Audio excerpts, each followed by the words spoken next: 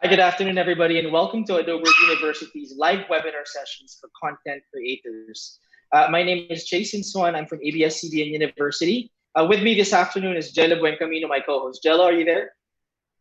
Yes, hello everyone sa lahat ng mga tao na nanonood sa inyong mga tahanan. I am Gelo Buencamino. Thank you for tuning in to our last webinar series. And yeah, we have a lot of exciting guests on today's show.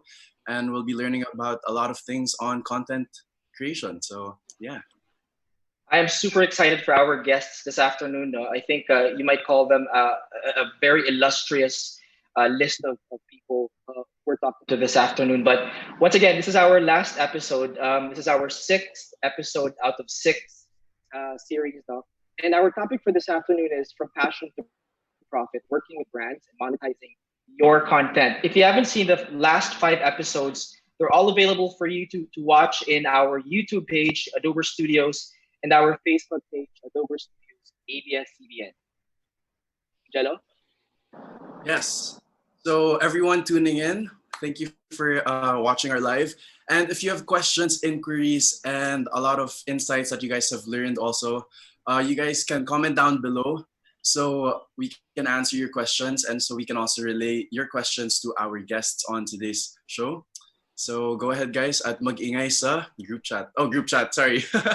Comment section. My group chat na naman eh. Okay, great. So I cannot wait to introduce our speakers today. Sobrang bigatin, sabi nga ni Dennis then last time, we have really, really big guests joining us this afternoon. I have no idea how we got to book them. First is we have our content creator at Prince de Guzman Transformations. He was the host of the first episode. We have Hello. Prince de Guzman joining us this afternoon. Prince, welcome. Hello. Thank you so much for having me. And napakalaking honor kasi I just want to say this kasi I think my mom is watching. She is a very big Mommy. fan of Carlo Ople and Chinkee Tan. Ako pag uuwi ako laging Chinkee Tan ang pinapanood ni mom. So it's such an honor to be joining them dito sa Adober University. Thank you so much for having me. I'm so excited. Thank you, Prince. And of course, we have our digital creator and vice president and deputy head for public affairs of PLDT-Smart. He is a digital luminary. If you're a marketer or in digital or just somebody who's online, you will have heard of this guy's name. We have with us this afternoon Carlo Ople. Carlo, welcome. Hey everyone, very happy to be here. Couldn't say no for this opportunity to share with you everything I know about digital and content creation. So super excited to spend this afternoon with you guys. And shout out sa ninong ko sa kasal, kay Mr. Chinkee Tan, kay Mr. Chink Positive. So idol ko yan. Hi then, Rich, and everybody. So si Chinkee Tan is here with us today. Ninong Chinkee Tan, but also Pastor Chinkee Tan to others. Pastor Chinkee Tan, I don't know if you remember me, but we were together in Victory Fort before, and I used to sing with your wife, Sinoviano, and I don't know if she's there with you, but hi to her, shout out. Chinkee Tan is with us today. He's an author and a motivational and financial speaker at Chink Positive and the Pambansang Wealth Coach. Welcome to our webinar, Pastor Chinkee Tan. Ninong Chinkee Tan, salamat sa pag-join sa amin. Hi there, this is Chinkee, and then I just like to thank everyone for joining in this session. And definitely Vince, and I would like also to acknowledge definitely Carlo Ople. Actually, he's my Lodi. Siya nagturo sa akin about YouTube. He was the one who taught me all about YouTube. That's the reason why I have a YouTube channel. Carlo really is a big part of the channel. Amazing. Okay, we're going to learn a lot from our guest this afternoon, definitely. So let's get right on to it now. Again, if you have any questions or you would like to ask a question to our guests, mga expectations kayo, suggestions, like to say, please write them and type them into our comment section in Facebook and in YouTube. We'll try to answer those for you. But our first question for this afternoon is, okay, when should one decide, and there's a lot of, I think, kids, my nephews who are 10 and 12, say that they want to be YouTubers. Okay, so it's now a career, but when should one decide to do content creation full-time and to actually make it a career? Is there a career in YouTubing or content creation? Let's start with Prince. Mm-hmm. There is definitely a career talaga sa YouTube, and Facebook has now Facebook Watch, and I have to agree sa mga sinasabi ng mga ng mga honorable speakers natin na kasama ko ngayon that digital is really the future. I just want to share this that yung na-decide ko maging full-time na yun sa content creation when I was looking for a job.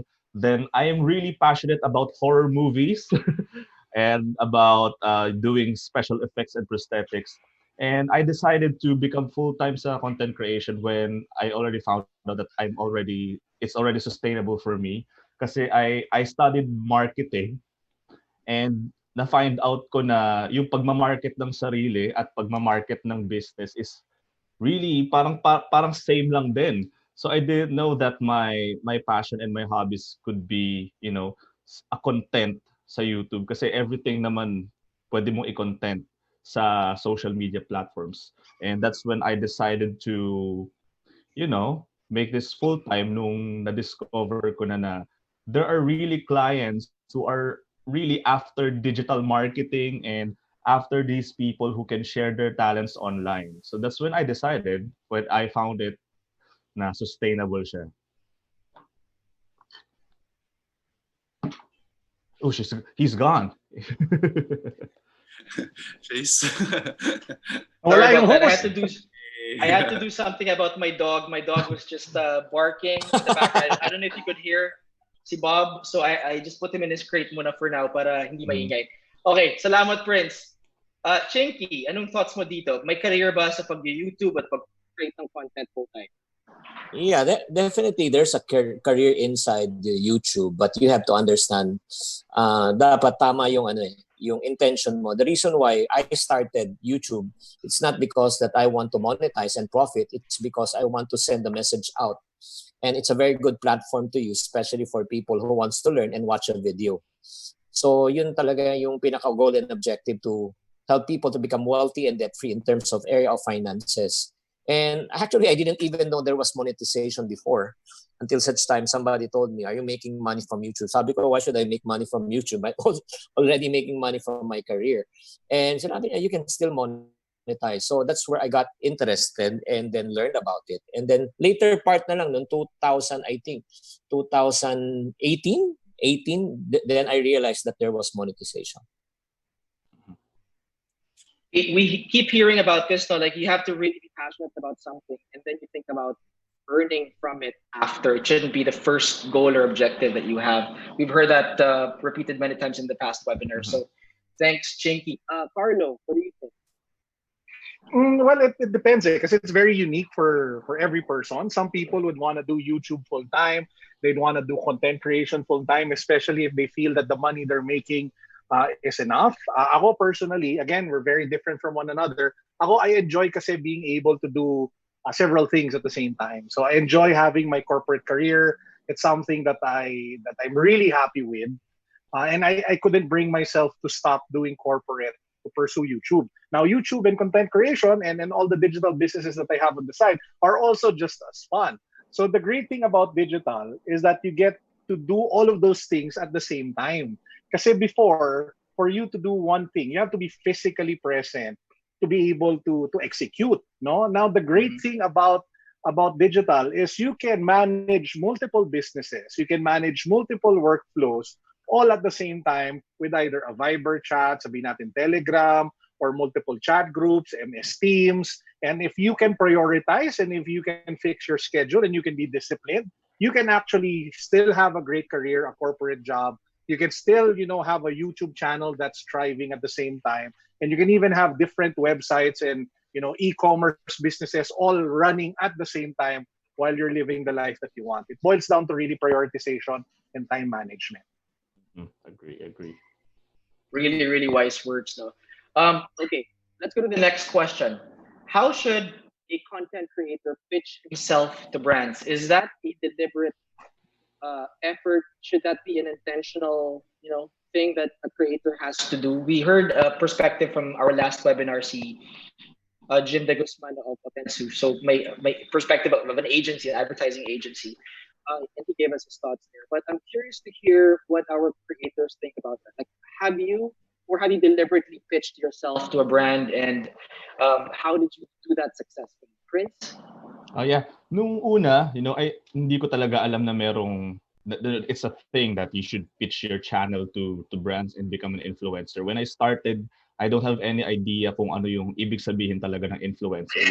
What I did before on the artist side, since nasa geek world ako, nasa horror movies, and I'm really into Hollywood movies, I would tag, directors, Warner Brothers, I tag Netflix on my creations. Then dun ko nalaman na these big companies are noticing fans and they are bringing in, lalo na yung mga mataas yung followers. I think you discussed about that sa previous webinar nyo na importante talaga ang mga subscribers, sabi nga ni Sir Yeah. Dennis. And siguro na-find out ng mga company na to that they really need the influencers to market their movies or to market their brands. Sorry if I'm speaking about movies, but palitan natin yun ng brands para medyo general. Sure. Oo. So pagka nagpi-pitch ako, I send them an email sometimes if I really want the project and if I think that it can really help me, produce good content para sa kanila. Kasi after all naman, kung gusto mo gawin, kung na-enjoy mo gawin, nasa puso mo gawin, dun ko lang pinipitch yung sarili ko sa mga ano. Yeah, I reach out. I personally reach out sometimes. But minsan naman, sila na yung dumadating. Pero yung pag sinabi ko kasi, Did it take a while for them to pay attention to you? Did you have to email them repeatedly before they actually responded, or nag-respond sila agad sa'yo? Nag-respond sila agad. Actually, the first time na ano ko na may kalakaran pa lang ganun is when I created Pennywise. Then Warner Brothers mismo, yung home office sa US decided to contact me if I want to appear as Pennywise sa ToyCon. So doon ko lang na-discover na may ganito pala. Horror is a culture, yung geek community is very warm. And nakita ko din na yung mga brands, lalo yung mga toy brands, they are really interested in working with content creators. And ang bilis mag-evolve. Then from that, pinipitch ko lang yung kapag stuck to sa brand ko and I really want to work with them. But most of the time, they reach out. And we'll see if we can work together. Awesome. Chinkee Tan, financial expert. So what kind of brands do you work with? And talking about alignment of values from our last webinar, what kind of brands usually reach out to you, or do you reach out to in terms of partnerships? Okay. In terms of brand, definitely the brands that reach out to me are financial brands. Anything that deals with money, like real estate, banking, or if not, what do you call this? Insurance companies. However, I really need to learn from Vince, definitely from Carlo. I am not a marketer in terms of I don't yet know how to market myself towards these companies. But most often, my inquiries are all inbound. Inbound in the sense, like for example, I average around 200 plus speaking engagements per year. And in my 11 years of doing public speaking, I never pass out a resume or probably to any companies. It's all inbound. And right now, with my YouTube channel, I'm also attracting companies. So right now, there are several companies, actually 3 companies right now, reach out, and I just closed a good contract this COVID for a company that wants me to do a campaign for them. So most of the time, it's always inbound, and I don't reach out to them.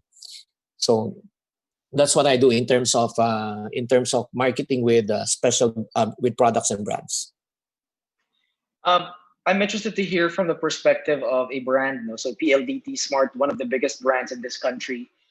What does it take for a content creator to be noticed, Carlo? For you to work with a content creator, what are those signals that tell you that this creator is something worth listening to?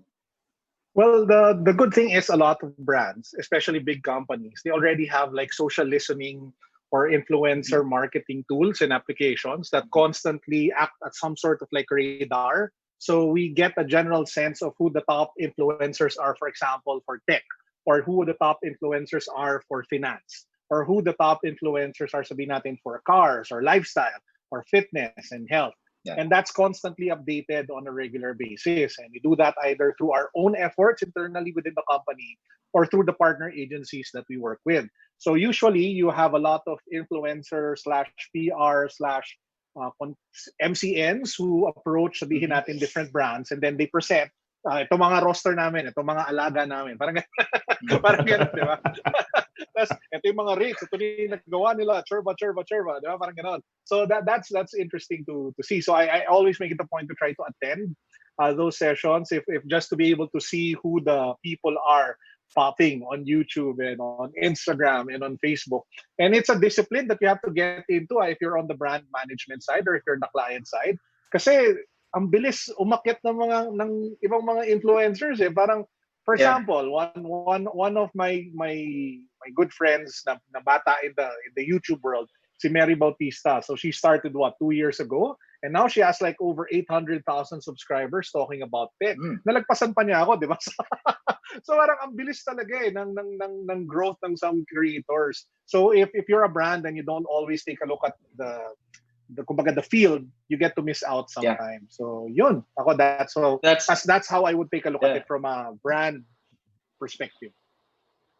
Yeah, I think that's so true. No? Kasi there's so many influencers now that even I, at my age, I'm a part of a different generation than Prince probably or than Gelo. But I've never heard of some of the influencers that we've had as guests before, and they're really big on Instagram and on YouTube. So parang I think it's important to always keep track and always be aware of who are the biggest influencers. I think that's something you have to always constantly be updated with. But I want to ask, so for Carlo again, how should a content creator select which brands to work with? Especially when you are just starting, like you're not a very big influencer just yet, but is there a way for you to, because I think Pastor Chinkee said that if you're in finance, then obviously you'll brands that are in the financial industry will be magnetized towards you. Do you have to choose a niche first, or an audience segment? Is that something that you have to do first? Well, as much as possible, of course, you want to pick like a segment that you want to focus your content on, no? And that naturally attracts the advertisers and brand deals and partners that you get along the way. So, for example, when I started in tech, I had a good idea of who the potential sponsors would be. Diba? It could be the phone brands, it could be the telcos, it could be, sabihin natin, the accessories, the gadget shops. But what I didn't do is I didn't, aggressively seek them out and try to sell myself or to sell the website that I had back then. Kasi if there's one lesson I've learned in sales is you really want to, alam mo yun, come from a position of strength. Diba? So again, dito pumapasok yung having corporate experience at the same time, alam mo yun, doing YouTube or digital. You get to marry what you've learned in corporate life, sabihin natin, with what you do in your side hustle or your business. So why would I go to a brand and try to, diba, minsan binibigay mo na kagad sa kanila yung strength eh. Kasi when you're the one approaching them, as opposed to them coming to you, like what si Chinkee does very well, diba, yung mga inbound, then the strength is with you. Then you can actually talk about your rates, then you can, so parang ako, I would prefer that particular route. Build yourself up, build your brand up, be very aggressive in creating quality content and building a community around you. And then I really feel that the sponsors will eventually come. And then the key after that is deepening the relationships. Because sometimes you don't need 100 sponsors. You don't need 200 sponsors. You know what you need? You need 5 really high-paying sponsors that will renew with you every year. And when you have that, you're good. Diba? So it's not a race for 100 sponsorships. It's really maintaining, building strong, enduring brand deals. Next, ganda pakinggan nun. Oo nga eh. Also, parang very showbiz ang 5 sponsors or 5 brands that are loyal to you, no? But I think this propositional strength that you were describing, it's value proposition that needs to be defined at the beginning by the creator first to build, to build attention or to be listened to by your audience. So, si Pastor Chinkee, that value proposition you made early on because we knew that you were an expert in finance. So everybody was just, parang when we think of finance, we think of Chinkee. How did you build this from an offline kind of influence to an online strength where you positioned yourself as somebody who's an expert, not just as a speaker offline but also online? Meron ka bang parang transition face that you can give us as advice? Well, definitely, I would really go with what um, Carlo mentioned a moment ago. It's very important. It takes time for you to build a brand. It's not overnight. There's no such thing as escalator or elevator. You have to take the stairs. That's what most probably creators are thinking, na madali lang siya.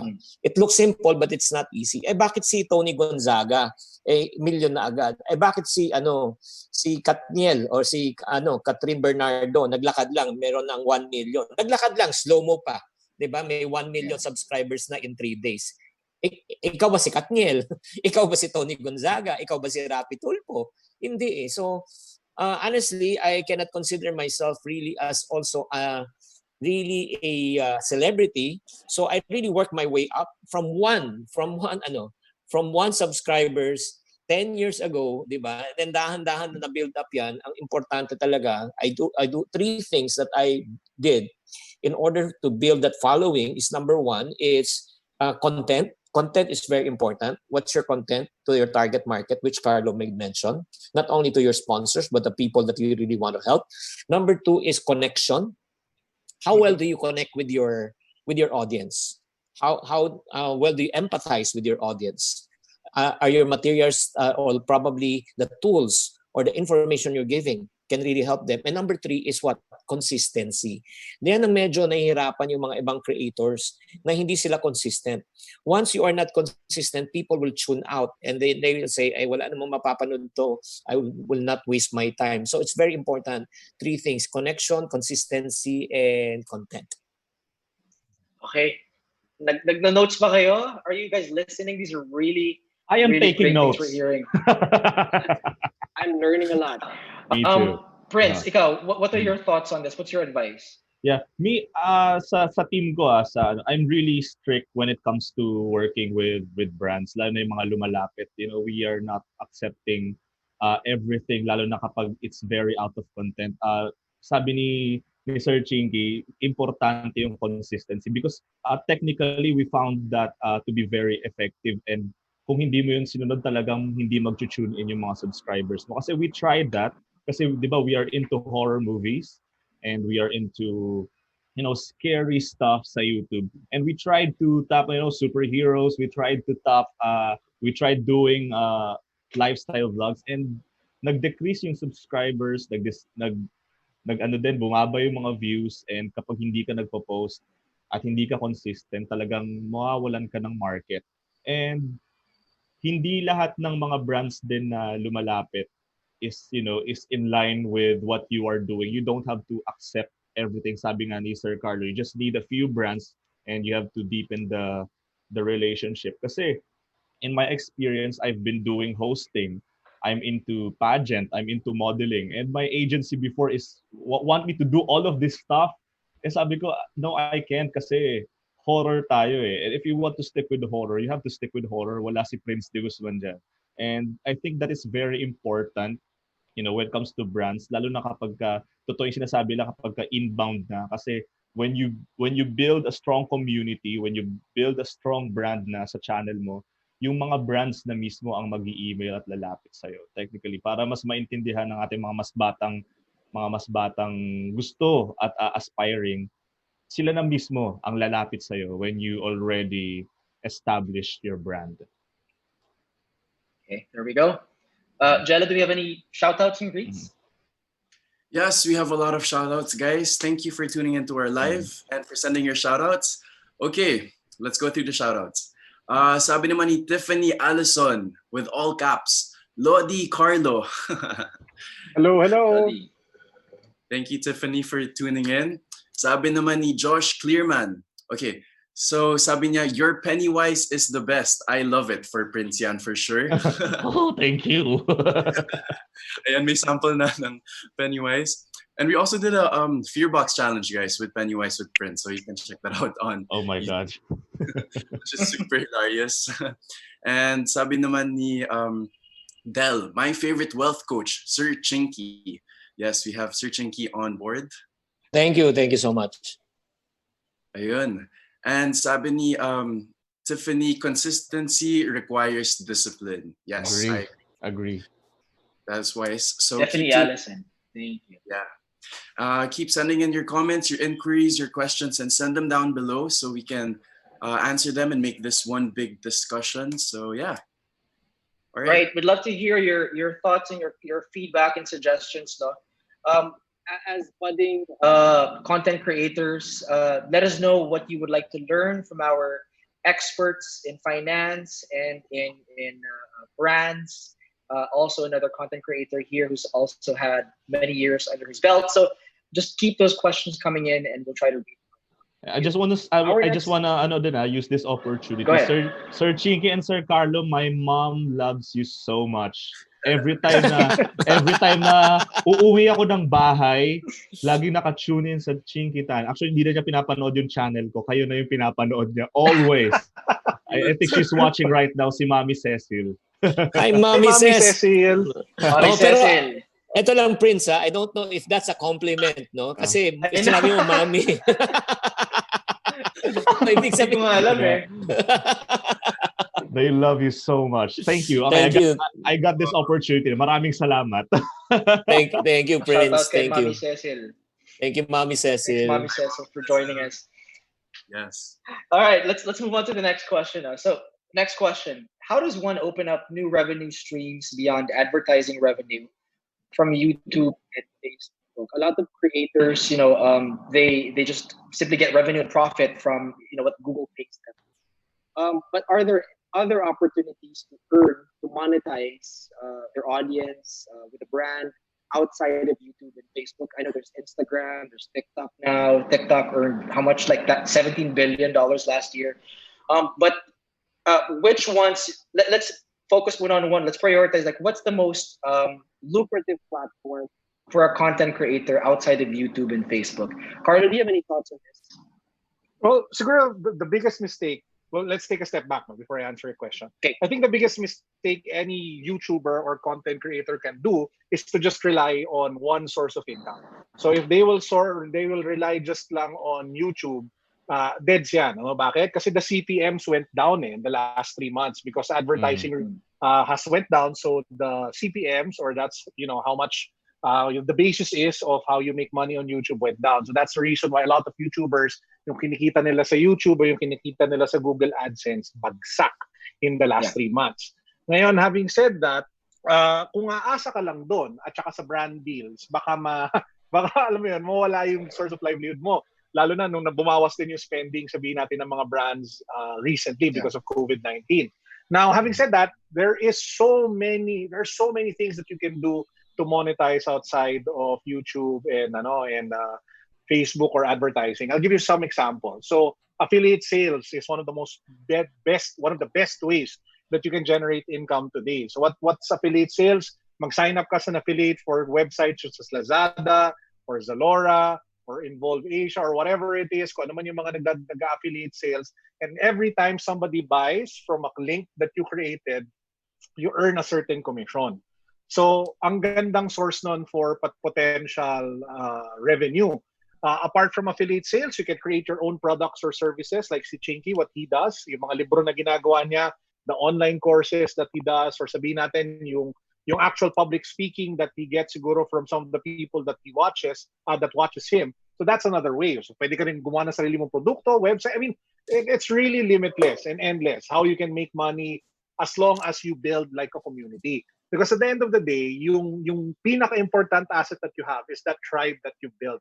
It's that community that you build. That's the lifeblood of all the businesses that you will create. That's the foundation of all the businesses that you can build on top of that. It can start from YouTube, and then it can be Facebook, it can be brand deals, it can be affiliate sales, it can be events, it can be your own products and services. And literally, the sky is the limit. You're just limited by your creativity and your knowledge of what are the things that you can do to be able to make money with the community that you serve. So yun. Right. Don't put your eggs in one basket. Expand. Does anybody have any thoughts on this, Chinkee and Prince, before I move on to the next question from our audience? You want to say something about this? Yeah, yun lang din. I agree with that kasi yung pinaka-revenue ko din, hindi lang talaga sa YouTube nang gagaling. I think a 30% or 40% of that is coming from events and brand deals. So outside of YouTube na yun, sa Facebook Watch na din, and if they want me to promote yung mga postings, ngayon binabayaran na rin yung IG stories and TikTok videos, if kung may gimmick ka na gustong gawin. So far yun ang mga outside YouTube monetization ko. Mm-hmm.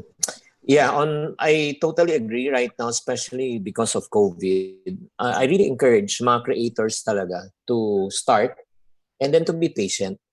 Kasi wag tayong magmamadali. The worst thing that can happen kasi, before I answer your question in terms of mga income platform, is to compare yourself with others. That's the worst thing, because there are only two negative things that will happen if you start comparing yourself with others. Number one, you'll be proud because you're better off than other people. Number two, you'll be disappointed because others are way ahead of you. They're both negative. So kailangan talaga focus ka lang, be patient lang with your calling and with what you're doing. Dapat i-enjoy mo lang. And then next, in terms of yung sa income possibilities, I totally agree with what you mentioned. Never put your eggs in one basket. Kasi nga, paano kung, alam mo, mahirap tagal. Like for example, may mga ibang social media platforms, they already suspended my account that I cannot monetize. And I have lots of followers there. And what if that's only my livelihood? Tapos na, di ba? So, ganun din. We may never know. So, strike while the iron is hot and use this as a platform. So, I also generate income from creating my own products and services, just like what Carlo mentioned a moment ago. Books. As a matter of fact, nag-transition na talagang book selling from yung traditional book selling. 80% of my sales are all online. And it's because of, again, social media and digital marketing. And as a matter of fact, last April and May, my sales went up by 60% last April, and then this month by 70%. Because it's, again, online courses, it's digital. But a big factor is because of my promotion over at YouTube and at digital marketing. So lahat yan, no, it comes into play. So I highly recommend talaga, this is the best time for you really to take this seriously. I also want to add na kasi parang ang dami mga creators na papansin ko lang din. Parang YouTube lang ang nakikita nilang way to monetize their videos and to monetize their contents. But there are actually a lot of platforms, katulad ng ginagawa ni Sir Chinkee, yung mga online coaching. Hindi man yan financial, so side, if I want to teach prosthetics and special effects online, yun, pwede yun. Ang dami ring avenue right now to look into. Tama. Prince, question for you from our audience. A question from Jen. Why is now a good time to try your hand at content creation? Why is now a good time? Sorry. Why is now a good time to try your hand at content creation? Oh yeah. So hindi lang to sa I mean, I'm talking about generally, hindi lang dahil meron tayong pandemic ngayon at lahat ay nakatutok sa mga monitor nila at sa cellphone nila. I think it's the best time now kasi yung reach talaga ibang klase eh. If you're an artist and you're after on expressing your artworks, katulad ko na artist, it is the best time kasi andito lahat ng opportunities for you. Hindi mo man to ginagawa for money, but if you want to, a purpose then to share what you have, your skills that you have, I think this is the best time to enter content creation kasi lahat nandito na. It's just one click and nandito ka lang sa bahay, pwede kang mag-share ng mga gawa mo. You just need a camera, not really a good camera, and a good stable internet connection, and you'll be fine. You're going to reach 1 million people. And people have a lot more time on their hands now because of no school. People are working from home. Yeah. He had a spike in sales in his books because people have more time to read books already. So I agree with that. Question for Chinkee. What are your tips for people who want to become a wealth coach like yourself? Should they already be financially stable before they can become one? Well, one thing I've learned probably one thing I've learned in life, you can never give what you do not have. You cannot teach what you do not know. So it's very important that you need to learn how to practice it. So it's not what you know, it's how much you apply. So you got to walk the talk. That's the first thing that I do believe in order for you to, not only in terms of teaching about wealth but also in anything that you do in life, especially like for example, if I want to seek an expert in terms of prosthetic, definitely I will go to Prince. Definitely if I want to seek naman someone in tech at the same time in shoes right now, which he rebranded himself, si Carlo, definitely I will go to him. So you need to create a niche, a niche, and then at the same time you need to be the go-to guy, the expert, and then focus on that, and so that everything will follow. If you build it, and that's a great saying, if you build it, they will come and they will follow. Napakasarap pakinggan ng advice ni Pastor Chinkee, no? Yeah. To Don't call Carlo. me pastor. I'm not a pastor. Yeah, I'm just used to calling you Pastor Chinkee for a very long time, so I apologize. Chinkee, Okay lang ako. Coach Chinkee. For Carlo, do you think there's still room for people to make a niche for themselves in the digital world, and how can they stand out when there's already a dime a dozen? I think the misconception is there are already a lot, because the reality is they're not. There's not. I mean, for example, how many YouTubers do you know reviews movies na Filipino? How many YouTubers do you know that reviews TV series like Netflix na Filipino? How many YouTubers do you know reviews cars? Siguro wala pang lima. How many YouTubers do you know specialize, sabihin natin, in low budget smartphones? Kasi di ba tech, pwedeng madami yan eh. How many Filipino YouTubers do you know nag-specialize, sabihin natin, sa cameras? I can go on. I mean, the list is endless. Kahit sa food, how many YouTubers kilala nyo magaling mag-restaurant reviews? Ilan? Can you count? Can you name people? My point is there's literally a digital gold rush right now. There's a digital land grab right now. And people, the opportunity is Filipinos are not innately creators. Filipinos are innately consumers.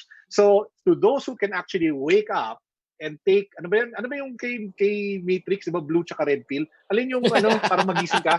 O basta kung ano man yung pill na yon para magising ka, para ma-realize mo that the opportunities are for those who create and not who consume, then dun mo ma-realize na, ang dami palang opportunities. I was just talking to a friend who wanted to get into shoes. Sabi niya, Carlo, there's so many of you doing sneaker reviews already. Tapos sabi ko, yeah, but you can take a look at the full spectrum of sneakers. You can be the running guy. You can be the basketball guy. You can be, sabihin natin, the ukay-ukay guy. Or you can be the outlet guy. I mean, ang daming types of, gusto mo puro Adidas lang i-review mo, o puro Nike lang i-review mo, o gusto mo puro fashion style ka lang, parang styling sneakers and stuff like that. I mean, it's endless. Or you can even be the storyteller sneaker guy. You talk about the stories of Jordans, di ba? What is the specialty of Jordan 1? What is the cultural significance of the Jordan 3 and why it shaped sneakers that we have today? Yung mga tipong ganon. So yung point ko, you just have to figure out which part of a particular niche or industry that you want to thrive in. And you can grow dramatically fast, as in sobra. You just have to pick your battle and pick your lane. Oh, di ba? Wow. Nuggets of wisdom from Carlo. Gelo, you want to read our shoutouts? Yes. We're going to go through our shoutouts. We have Marika Cheng. Hello, Sir Carlo. We attended your talk in a Sony event and that inspired us to finally pursue vlogging. Wow. Yay! Awesome. Yeah. A big friend ko yan, a huge friend yan, si Marika Cheng. Big Marika fan Cheng. ka. Nag-review Marika, ng movies. sana yumaman ka big time. Yeah. Okay, we have Mark Daniel Morales. Hello, Lords Prince Rock with the emoji. Hello, Mark Daniel Morales. Kamusta? There we go. Daming fans ni Prince, guys. We have Kathy Ngo. Thank you, Sir Chinkee. Great advice. Ayun, na-inspire si Kathy. Thank you, Kathy. All right, guys. So keep sending in your shoutouts, your questions, and your inquiries so we can make this one big discussion. And yeah, there we go. All right. Thanks. Thank you for those Greeks. And again, questions, keep them coming. Our next question is about X deals. No? So what if a brand or an advertiser or a sponsor can't give you monetary compensation? What if it's an X deal? So what do you think of that, Prince? Has that ever happened to you before? Yeah, actually, it can be helpful, but it can be sometimes not very necessary. Kasi ang daming mga ano dyan talaga na will take opportunity. Hindi naman pwedeng laging it's all X deal. But if you think na it really suits your brand, like for example, there are toy lines who are offering me na, you review this toy, but we won't give you any monetary na in exchange you just have to review, pero sa'yo na yung laruan na yan, and it suits my channel, for me okay yun, yung mga ganun, basta in line with what I'm doing. And in my opinion naman sa X-Deal, if it helps your channel, go for it. Kasi ano yan kumbaga mutualism din yun You both benefit from, as a content, may content ka from creating that product, and it's in line with your brand. And at the same time, you give the product, an advertising. Pero sometimes, for example, may lumapit sa akin, nagpapa-review ng halimbawa, tech or cellphone, tapos naka-Pennywise, parang hindi masyadong di ba? Hindi masyadong tugma. But we can make a way, pero hindi lahat tinatanggap talaga when it comes to X-Deal. And marami ako napapansin na friends din na tanggap sila ng X-Deal, and they begin to lose their identity kakatanggap ng X-Deal. Parang nalilito na yung mga tao. Ano ba to? Tech vlog ba to? O lifestyle vlog ba sila? Or movie vlog ba sila? Nalilito na yung mga tao kakatanggap nila ng X-Deal. Kasi nga, they think that it's free. Go lang sila ng go. So yun ang opinion ko, yun ang say ko when it comes to X-Deal. Sometimes it helps, sometimes it does not. How about you, Carlo? For X-Deals? X-Deals, yeah. Ako generally kasi I only do X-Deals for specific items that I really need. Mm-hmm. So for example, if I can I have a partner for cameras. So, kasi mahal ang mga lente, di ba? Lahat ng mga equipment to be able to do that stuff. That's smart. So, okay lang sa akin makipag-X-deal sa kanila, di ba? Or sabihin natin, if there is a specific phone brand that I am leaning heavily towards, then that's also something that I can take a look into. Or sabihin natin, it's one of those luxurious things that I don't need, that I'm willing to take a hit on my channel for a bit just because I really, really, really want it. So, yeah. Yung mga moments na ganun Yung mga tipong, hindi naman ako nagre-review ng massage chair. Pero 200,000 yung massage chair. Gagawa ko ng paraan para ma-review yung massage chair na yan. Yung mga ganun. Okay lang, sige, hanap ako ng paraan. You'll find a way. You'll find a way. I'll find a way. So it really depends. Yun din yung fun part of being a creator. So you have the freedom and the creativity to try to figure out. But I just want to echo what Prince said. No, you should not lose yourself in the process. You should not lose your identity in the process. Kasi yun yung pinangahawakan mo later on to be able to bring in more deals. So yun lang. Just a word of caution on being X-Deal to everything too much. Mm-hmm.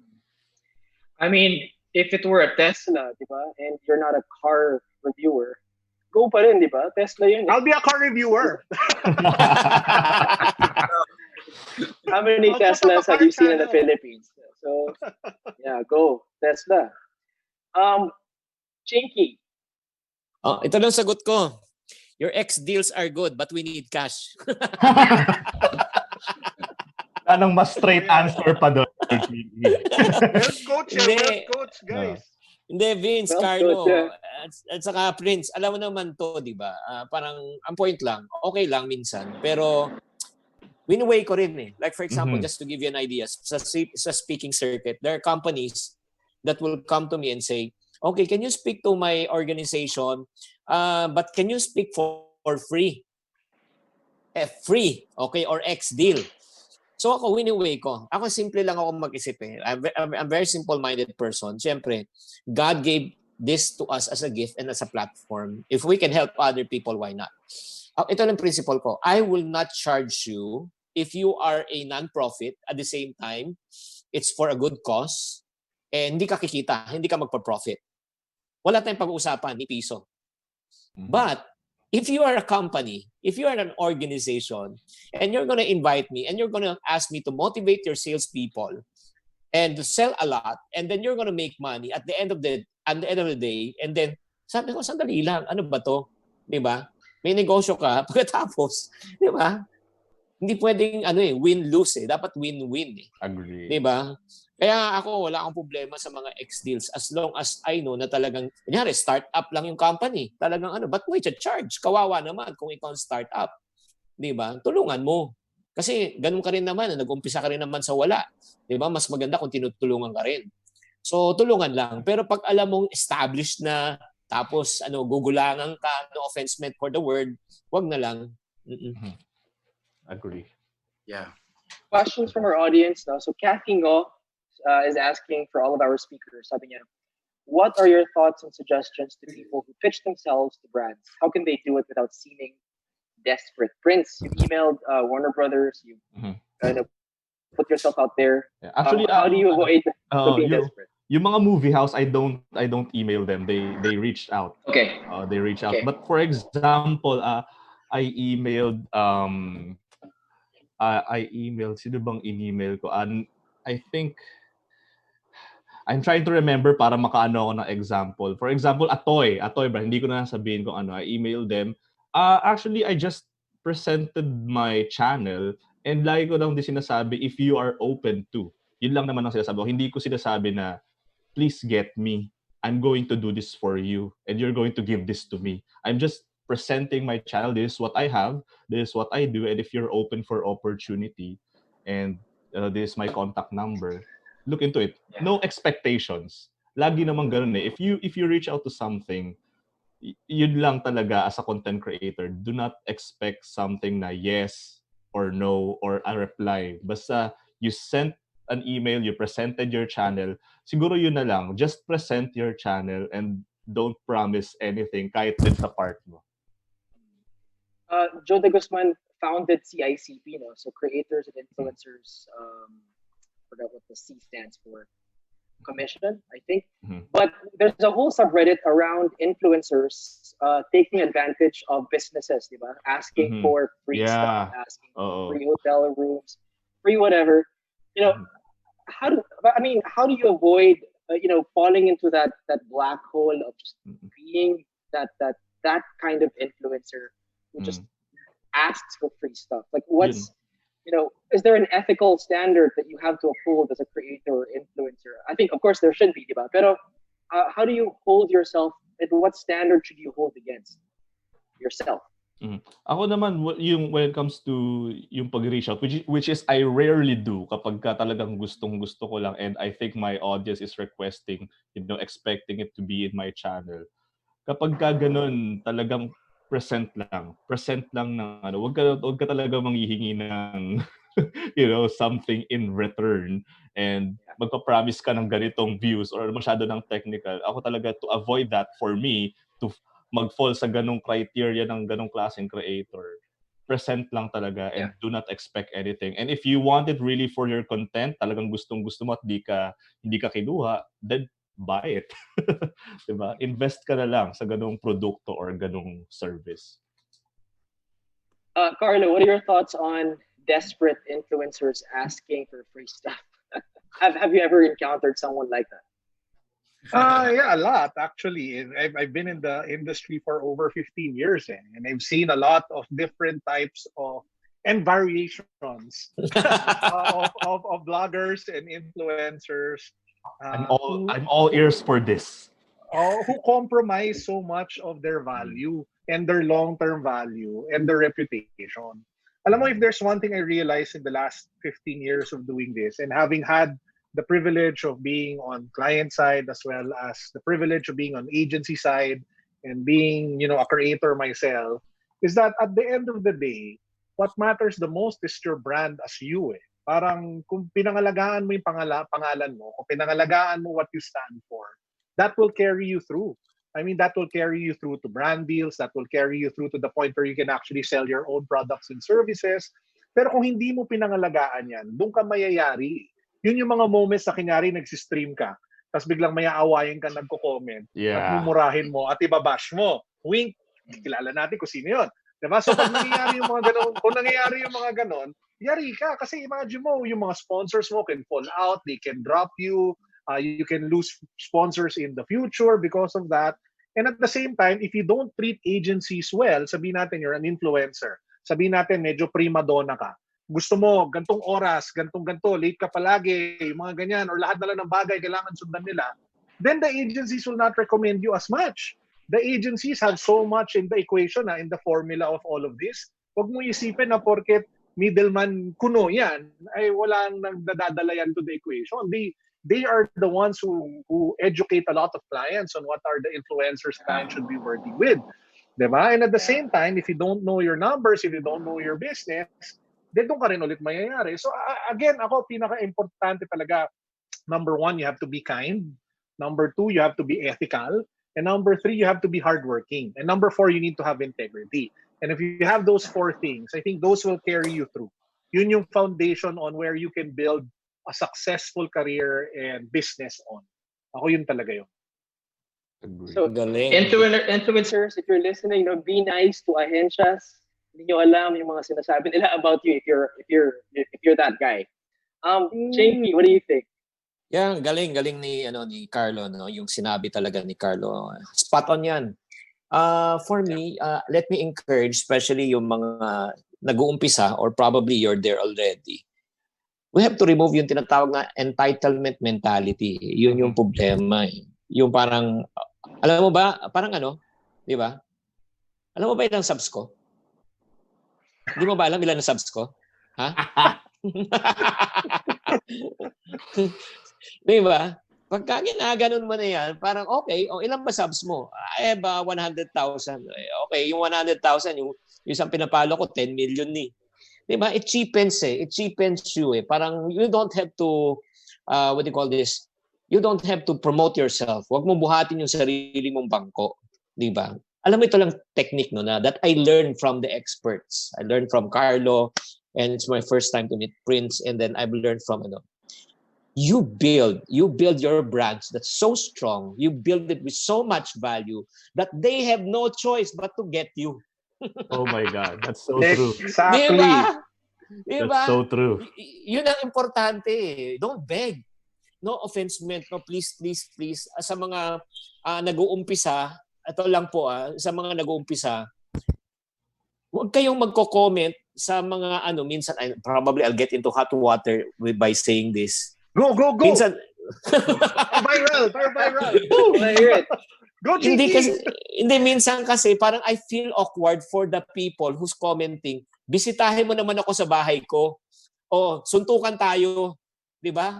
I-ano mo naman ako, i-appear mo naman ako. Parang sa akin, parang okay. Di ba? Parang it's short of, it's a sales, no? Sa sales. We always tell people, never beg for a sales, because I've been sales for 43 years. And you know what, guys, ito listen, this thing that I'm going to share with you will apply in terms of selling your brand and selling anything. In my 43 years of selling, I started my career in the sales at the age of 12. In my 43 years of selling, I've never been rejected. Does it mean to say that everybody buys my product? No. Because the reason why I say I've never been rejected, because I will never sell and promote any product that I don't personally believe in use. And if I promote something to you, I know it can benefit you. It will not benefit me. It will benefit you. Makakabuti yan sa'yo. That's the reason why, if you don't like it, if you don't buy it, it's not my loss. It's yours. Mm-hmm. Yun yung, hindi naman yabang position nagigets mo. Yung alam mo, kung kilala mo sino kayo, hindi ka naniniwala sa akin, ayaw mo ipapromote sa akin, fine, okay. Pero darating panahon, I will build this. Darating ang panahon, wala kayong choice, pupunta ka rin sa akin. Diba? Hindi yung yabang, Kung ayaw mo, wag. Hindi ganon. Ang ibig sabihin, you work hard. Yung sinabi ni Carlo kanina, integrity, work hard, be patient, lahat yan. Pagkatapos yan, once na nandun ka na, huwag ka naman mayabang. Kailangan humble ka. Agree. Amen. Yeah. Amen. Really wise word from Chinkee. Own question here. How do you balance featuring a product on your video because you like it versus waiting for the brand to tap you before featuring their product? You actually have to wait for the brand to tap you, or you just make a video of the product. Can I mag-share ako? Yeah, Carlo, go ahead. Carlo. So when I started Unbox.ph, it's a gadget site. I started that 2012. I bought all the gadgets that we would feature. So I bought all the cell phones, I bought all the speakers, I bought all the... As in talaga, it was investment mode para sa akin. Hindi ko inantay na lapitan ako ng mga brands, hindi ko na sabihin yung mga pangalan nila, pero hindi ko sila inantay lumapit. Binili ko lahat. Talaga ganun, binili ko lahat. And yung kasi math lang naman You feature a gadget, So, pwede mo siya ibenta later on, sabihin natin ng second hand. So, yung loss mo, hindi naman talaga ganun kalaki. So, if kumikita yung negosyo through ads, then it's just really making an Excel sheet, taking a look at what your costs are, what your profit is, and being able to balance everything. Now, eventually, as you build your audience, as you build your brand, then they'll start coming to you. Then when you start looking at different kinds of monetization, then you can also expand, sabihin natin, the revenue that you create. And it's the same story that I used when I started my YouTube channel on sneakers. I did not wait for Nike, Adidas, Under Armour to come to me. I did not wait for the off-whites of this world to come to me. I bought the shoes. I spent over, and again, huwag nyo gagayahin to para sa mga ibang bata dyan kasi ako tingin ko talaga dito negosyo eh. So I'm into this as a media company. Diba? I spent over 2 million on shoes. 2 million on sneakers. But it was an investment to build the channel. Serious capital. Yeah. So now I have a channel with over 600,000 subscribers, Instagram with over, sabihin natin, 250,000 followers. That was built on top of that. And again, the great thing about shoes is some of the sneakers appreciate in value. Some of the sneakers you can flip for 4, 5, 6 times the price. It's the same thing with art. Yung mga bear bricks sa likod ni Chinkee, lahat yan nagmamahal through time. Diba? Ganun yun eh. Ganun yung thinking behind that. So invest. Build. So yun yung interesting thing about that. So ako, yung style ko, I'll buy it, I'll feature it, I'll create it to build my brand. Eventually, sa katulad na sinabi ni Chinkee kanina, lalapit din yan. At pag yun na yun. It sounds like there's some kind of economics and some level of financial literacy, involved here. Chinkee, what do you think of that? Just investing, making serious capital so that you can create a channel like what Carlo did. What's your advice? Yeah, definitely. Iba-iba yung investment natin, no? Kay Carlo sa shoes. I don't know with Prince, no? But on my end, people don't understand this, eh. I have a total of 40 virtual assistant working under my team. 40. People do not understand what it takes for you to really build a channel. Kasi marami akong ginagawa. Sa YouTube team ko pa lang, right now, I have a total of 9 people. YouTube team. Iba yung Facebook team, iba yung Instagram team ko, iba yung sa customer service ko, iba yung sa books ko, iba yung sa talks ko, iba yung sa online ko, iba-iba yun. So, total, yung buong grupo ko 40, pero sa YouTube pa lang, siyam. Just to give you an idea. Una, mag-uumpisa yan sa writer. So, may writers, so may pool of writers ako, they will write, and then after that, mag-shoot ako. After the shooting, may editor na. Yung editors ko as of right now, I have 4 editors. And after the editing, then pagkatapos niyan, may graphic artist pa ako na will supply the editors. And then after the graphic artist, meron pa akong isa pang graphic artist to do the meme, to the thumbnails. And after that, meron akong social content manager, meron pa akong community manager for YouTube. Magkahiwalay yun. So that's the investment that I'm giving naman on that part, yung sa production team ko. Na hindi nakikita yan ng mga paano mo nagagawa to? Because I produce daily content, daily. So, man, talagang malaking investment. I agree. It's like you have a whole media company behind you pala, Chinkee, that you've invested in. Social media people, graphic artists, etc. Yes. A big team. Sorry, Prince, you want to say something? Yeah, agree with that kasi yung sa sinabi rin ni Sir Carlo tsaka ni Sir Jiggy, nag-a-apply din sa channel ko though I'm just starting.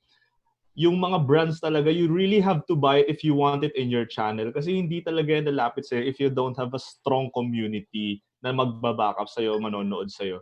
Like my toys, ganyan ang ginagawa ko sa toys ko kung paano din ginagawa ni Sir Carlo yung sa shoes. You buy them, you review, then ako tinatago ko, hindi ko binebenta kasi I really love them. Sabi nga ng wife ko, para nakakalibre ka ng laruan kasi kasi bibili mo yung toy tapos syempre ma-monetize yung channel mo when people watch it. Yun. Tsaka yung kay Sir Jingy, totoo yun. Right now I'm already absorbing writers, to collaborate all of my horror characters kasi ako lang naman yung actor din sa channel ko, so ako yung green screen, ako din yung editor. So right now I really need a lot of people, and yun yung dapat tignan ng mga aspiring YouTuber, lalo na yung mga young na katulad ko. You really have to invest, kailangan mo talaga gumawa ng investment. You really have to find a way na magkaroon ka ng investment kung gusto mo talagang seryosohin ng content creation. Yeah, to add one you're more in- to one more to Prince, no. Parang syempre right from the start, you do it on your own. Lahat yan ikaw muna. Pero there will come a time na talagang hindi na talaga po pwede. Agree. That's the reason why may mga YouTube creators parating nagsasabi na burn out daw sila. Sabi ko, the reason why you're burned out because you don't have a system. But once you create a system already and you allow the system to work for you instead of you working for the system, it will become much easier. Pero iilan lang ang Carlo Ople na siya lahat ang gumagawa. Hindi ko lang alam kung paano niya ginagawa. Enyo. Exception si Carlo. Yeah, I think if you're an individual creator and you're just beginning, the investment you're making is actually not the financial investment, but more of the time investment to actually produce, to pre-produce, to post, and then even also the skills that you need to invest in to learn how to edit, those kinds of things. Those are actual investments. They might not be monetary, but they're actually time investments that you need to really do to start your channel. We have a question from Sky. Sabi niya, and this question I know involves a long answer, no? Pero let's try to be as simple as possible. Is it difficult to earn money as a content creator? Mahirap bang kumita ng pera? Siguro I'll answer that first. Kasi feeling ko iba-iba yung pwedeng maging sagot eh. Yung number one kasi sinasabi ng a lot of people, don't think about the money. Diba? Tapos the money will just come. Ako kasi I think very differently in the sense na I think about the money before I get into something. Parang, is this something that's monetizable? What is the business plan? What are the different monetization streams? Ano yung pagkakakitaan ko? Tas saan ako magtututok ng pansin? Kasi ako, I monetize for revenue. I don't monetize for views. I monetize for revenue. I don't monetize for likes. So ano yung gagawin ko that will allow me to drive up my revenue? Kasi I see myself as a walking media company as opposed to an influencer. Diba? So yun yung tingin ko sa sarili ko. So I try to optimize towards revenue. Now, having said that, ano yung mga ways to be able to generate income at madali ba siya? If you know how, yes. If you know how, yes. Ano ibig sabihin yan? If you have the capital and the resources, sabihin natin, to quickly jump into affiliate sales, you know how to do advertising on Facebook, you know how to use advertising on YouTube, then you can easily get the reach that it would usually need years to build for a creator. Ulitin ko yun ha. Kung YouTuber ka, para magkaroon ng 1 million views, so sabihin natin ng 1 million subscribers, matagal yung panahon. Diba? So every time maglabas ka ng video, may nanonood na nga, 50,000, 100,000, 200,000, but it takes a while. Pero kung digital marketing person ka at marunong ka ng advertising, marunong ka mag-place sa Facebook, marunong ka mag-place sa YouTube, off the bat, pwede ka kagad gumawa ng isang asset na sobrang laki as long as you know what you're doing. I'll give you an example. I put up a website 30 days ago. Ang pangalan ng website is thisishype.ph. So it's a website that's focused on streetwear, culture, sneakers, art, toys, yung mga ganyan. Yung mga hype stuff. Parang Filipino hype beast. Parang gano'n, di ba? So yun yung goal.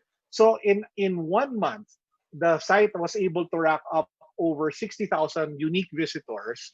And it was able to turn a profit kagad despite having a team that I invested in. But again, all of those things come with experience.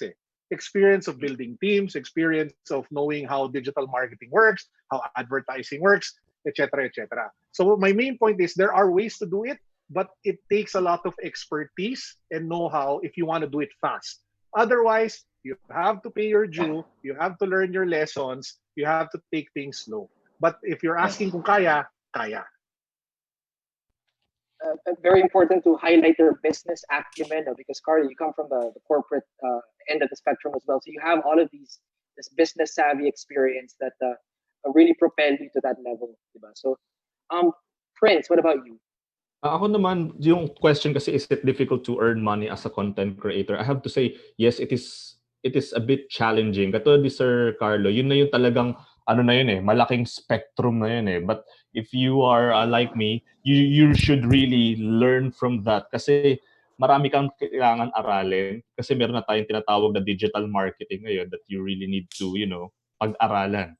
And sa akin naman, dun naman sa technicalities, ang sa Facebook Watch kasi you really need 10,000 followers and 30,000 1-minute videos views on 3 minutes videos, and sa YouTube naman you need a 4,000 watch hours and 1,000 subscribers. So medyo mahirap talaga and a bit challenging to, establish a brand as a content creator. But if you're going to learn from people like Sir Carlo, yung mga digital marketing on how to, i-enhance to, kung paano pabilisin yung mga followers mo, how to market your brand, then I think you're gonna do fine. It just takes time and patience and Chinkee, commitment. is it hard to earn money? Well, let me answer this. No, not only from the YouTube perspective or social media perspective, but in everything in life. Napakahirap gawin ng isang bagay kapag hindi mo alam. Mahirap mag-swimming pag di mo alam. Mahirap mag-drive pag di mo alam. Mahirap magluto pag di mo alam. So, ano solution? The solution is to learn. Diba? Pag natuto ka, bibilis. So, marunong ka na mag-swimming, marunong ka na mag-drive. So, ganun yun. So, the reason why you're having a hard time doing what you're doing right now, because yun nga, kulang ang iyong kaalaman at wala ka pang masyadong alam. Mhm. So, but the problem is, a lot of people want to become rich, but only a few people want to pay the price of becoming rich. A lot of people want to become a Manny Pacquiao and earn the money of Manny Pacquiao, but only a few people want to pay the price of being a Manny Pacquiao. Yun nga, yung parang hindi nakikita nila yung pagpuyat ng isang creator na nag-iisip na minsan, ano na gagawin ko? Ano na susulat ko? Wala na akong maisip. Ha? Ano na gagawin ko? Magti-TikTok na lang ba ako? Para mag-viral to? Hindi kasi ang challenge, especially me and Carlo, no, we do daily contents. I don't know with Prince, no? Kung daily talaga, minsan challenging talaga. Kaya nga, guys, I don't want you to get overwhelmed with what Carlo made mention or probably Prince shared, no? Ang kailangan talaga is learning, eh. So, ito lang, ang suggestion ko. There are two ways of learning. Number one, you can learn from your own mistakes, which is costly and painful. Or number two, you can learn from other people's mistakes and experiences. Why? So ako, if given a choice, alam mo, I will pay an expert to teach me to cut short my learning curve. Diba? Or I will invest. I will enroll. I will go on an online, parang magpaturo na ako. Diba? Bakit ko hihintay? Katulad nga sinabi ni Carlo kanina eh. Diba? Ang tagal.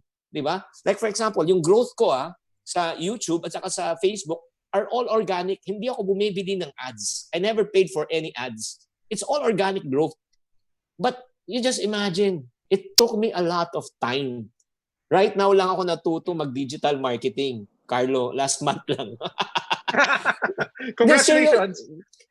Because I hired an expert. I hired an expert who's good in Facebook ads. So we tried it. Ano nangyari? Nag-2x ang sales ko. Nag-2 times. Pero ngayon ko lang ginagawa yun. Pero syempre, ayun nga, because I paid an expert. But if I'm going to do the learning curve again, man, it's gonna take me time. It's gonna waste my time. It's gonna waste my money. Sayang lang. Pero yun nga, minsan nakakalungkot. Some people are not willing to invest. Yeah. Some people actually choose the shortcut, no? Pero that actually is more expensive than the longer route of learning.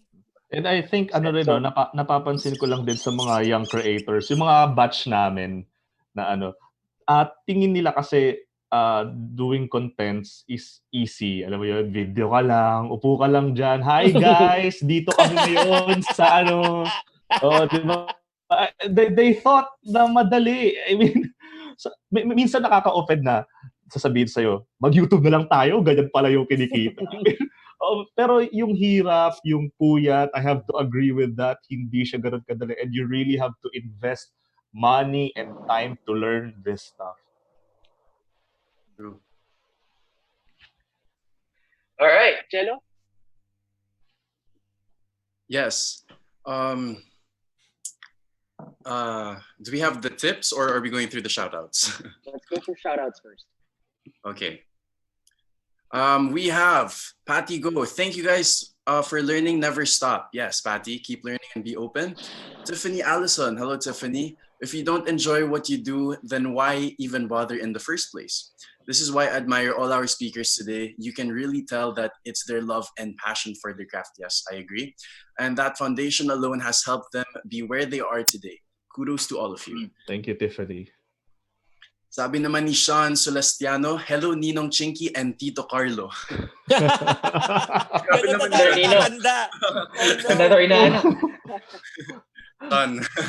Okay, hello. Sabi naman ni John Mark de Guzman, pa-shoutout po kay Idol Prince and Sir Carlo. Ayan, Ayan. hello, John Mark de Guzman. Kamag-anak ba kita? What's Hello. up? Thank you for tuning in. All right, so there you go, guys. Thank you for commenting on the comment section and keep sending your questions, your inquiries, and your insights so we can learn more through our speakers for today. So, yeah. And unfortunately, we're nearing the end of our conversation, our webinar. We would love to still continue talking and chatting. It's a really good conversation. We're learning a lot, from our speakers this afternoon. But let's go through the final rounds. Let's ask each of our speakers, our guests, to share with us some tips on how you can start earning money as a beginner or a small or as a budding content creator. What few tips or advice can you provide them? Let's start with Prince. Prince, what can you offer as advice? Yeah. Babalikan ko lang din sinabi ni Sir Carlo kayo na kasi ito talaga yung mga expert. Totoo yung sinabi nila that you have to choose your niche market, just like me. Hindi totoo na ang dami ng makeup artist dyan, hindi totoo na marami ng toy reviews dyan, hindi totoo na marami ng whatsoever na topic or content na gusto mo. Actually, konti pa lang. When I started, hindi ko akalain na until na nag-iisip lang ako kung sinong pwedeng ka-collaborate, doon ko lang naisip na ako lang pala ang gumagawa ng horror contents dito sa Philippines na nagta-transform into crazy looks and, going out in public. You just have to choose, the kind of market that you want, yung niche market, and you have to strengthen that brand. And take it easy, keep on learning, don't stop. It takes a lot of YouTube videos. It took me a lot of money to invest para, 600,000 pa lang tayo, pero it's worth it. I'm going to tell you, it's worth it. Keep on investing, keep on learning. Chinkee, any advice? Yeah, in relation to what Prince mentioned, very important na aside from that, yung sa niche market and target market that you want to reach, the easiest way for you to get in is to find a problem. You find the problem of the market and how you want to solve it. Like example, kunyari, ang problem for my area, the reason why I can help other people is because there's a big problem with their finances. Most people do not know how to save. They don't know how to budget. They're in debt. They don't know how to invest. That's the reason why they get scammed. So that's a niche that I want to reach. And at the same time, I see that there's a big problem. So what I do is I just offer the solution. I don't think that I don't. Dapat kasi hindi pwedeng sabihin mo, ako yung solusyon eh. Hindi eh. Dapat sincere ka talaga in helping them solve the problem. If you are sincere in helping solving the problem without a brand in mind, without you in mind, definitely you'll be able to create the market. But if you have the product already in mind, you have the brand in mind, you are already putting yourself inside the box. So, ito kailangan ko ibenta, itong libro kailangan ko ibenta. It's all about you. People watch your channel. It's not because about you. It's because what they can get out of the channel. So, very important yun. If you follow that principle, yung sinabi ni Prince, you find the niche, and then number 2, solve the problem. I think money will follow. Excellent advice. Carlo? Sige, iduktungan ko na lang yun kasi parang magandang sunod-sunod eh. So apart from those two things, siguro the next step for you to take a look at is to learn the business. Is to learn the business of content, to learn the business of YouTube, to learn the business of digital, to learn the business of transforming from a YouTuber or influencer into a full-blown media company. Kasi once you make that transition, then the opportunities really go up. I mean, you take a look at the different ways to monetize, you take a look at the different ways to scale, to explode faster. So, kailangan talaga pag-aralan mo yung negosyo. Ang ganda nung sinabi ni Chinkee kanina na kung hindi mo pa alam, kaya ka nahihirapan. So, you have to invest in learning all of the different things that aren't within yung alam mo na para talagang bumilis yung paggaling mo. No? So, learning how to do digital marketing, learning how the algorithm of YouTube works, learning how the algorithm of Facebook works, learning, sabihin natin, performance marketing and e-commerce, lahat yan magkasama-sama eh. At pag napag-aralan mo lahat yan, mas magiging well-rounded ka na sabihin natin na YouTuber, content creator, or digital marketer. So learn the business. Really, really excellent advice from all of our three guest speakers. I'd like to thank all of them again for joining us this afternoon. We had a really, really good conversation. I learned a lot from you three. Before we end, I'd like to ask you if you want to promote your channels or your socials, or if you have any projects in line that you would like to invite everybody to watch or to join. Prince, you want to start with you? Yeah, just subscribe to my channel. I know some of my subscribers are watching right now, and maraming salamat sa inyo. If you want to enjoy some horror content, ayan, magtakutan ulit tayo. Go check out Prince de Guzman Transformations for all those crazy characters. All right, Chinkee? Ang galing no ni Prince, no? Nanakot na, kumita pa. Yan ang dapat tagline mo. Nanakot na, kumita pa. Ay, nako. For me, just follow me at my YouTube channel called Chink Positive. Thank you very much for really patronizing, especially for those people who want to learn how to save, how to budget, how to get out of debt, how to invest. Lalo na kung nag-iisip kayo ngayon, especially COVID, di ba? You don't know where to start, how to restart, di ba? How to rebuild your finance. No, this is the channel that you should check out. Thank you, Chinkee. Carlo? Just follow me on Facebook. Just look for it, Carlo Ople. I have a Facebook page. And so if there's anything I want to plug, we're going to do like a webinar, kind of like this, but it's more in-depth on monetization. So that's on June 6th. The details of that webinar you guys can find on my Facebook page. So if you want to hear more, if you want to learn more, June 6th. May webinar kami. Awesome. So let's join that. No, kasi this is the last webinar episode that we're Publishing on Facebook and YouTube. So that's a great next step. It's a more advanced, more in-depth level. So again, thank you guys for joining us this afternoon. This is our final webinar. And I think from the past webinars that I've hosted, the one thing I've learned really from our content creators is that we have a really huge amount of talent in the country. And as Carlo said earlier, we're just really good at consuming, but I think it's high time for us to really also start creating, not just consuming. Also, we're going through a very difficult time. It's we're all going towards GCQ soon, I hope, in NCR.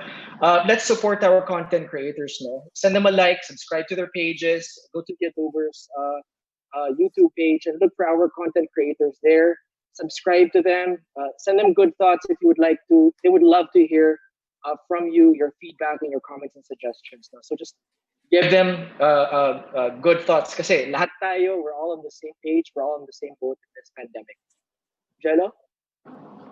Yes, so there you go, guys. And we're inviting you to please subscribe to Adober Studios FB page, which is Adober Studios ABS-CBN, and YouTube channel, that is Adober Studios. You can also follow us on Twitter and on Instagram, that is at Adober Studios. So there you go.